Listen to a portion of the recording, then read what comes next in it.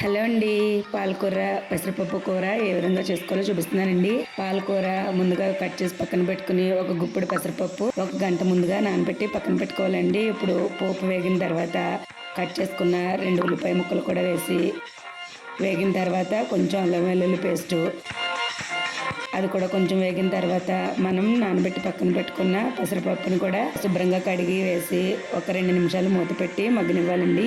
ఈ విధంగా కొంచెం వేగిన తర్వాత కట్ చేసి కడుగు పెట్టుకున్న పాలకూర కూడా వేసి బాగా కలిపి మళ్ళీ మూత పెట్టి ఉడకనివ్వాలండి. పాలకూర సగం వరకు ఉడికిన తర్వాత రుచికి సరిపడినంతగా ఉప్పు వేయాలి.